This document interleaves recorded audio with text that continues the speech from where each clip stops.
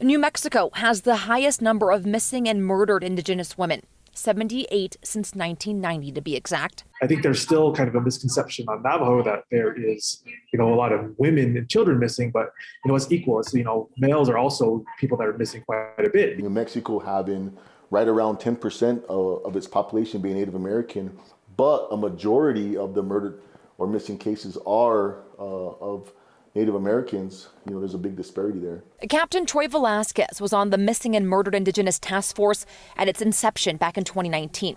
He says one major issue they faced. COVID-19 came about, and that kind of put a stop to a lot of in-person meetings. So all these in-person meetings that were taking place were put to a hold, and everything went basically virtual. Slowing the research needed to solve the cases.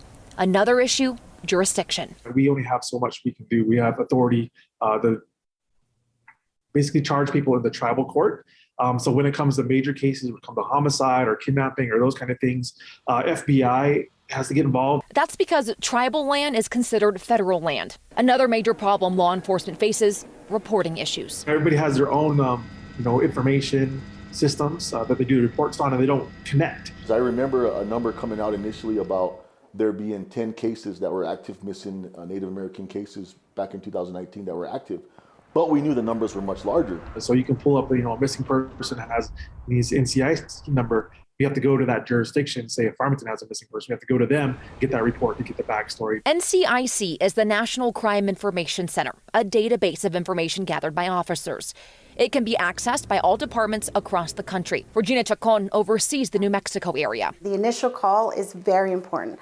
Law enforcement, they're boots on the ground. They're trying to get as much information. Chacon also oversees the New Mexico Clearinghouse, a central place where missing persons cases are filed. It's investigating 867 cases statewide, but they can't break down cases by tribal affiliation, meaning the number of missing Indigenous people is likely higher than 78. We requested to update our National Crime Information Center form. So for New Mexico law enforcement, they're going to be able to enter in tribal affiliation. We're making it a mandatory field, which means they will not be able to bypass it. They plan to roll that out in 6 months. But even with that step forward, we're trying to clean up the mess afterwards that they're already gone, but what is causing these people to be missing? Some departments believe one way to curb this issue is by being proactive.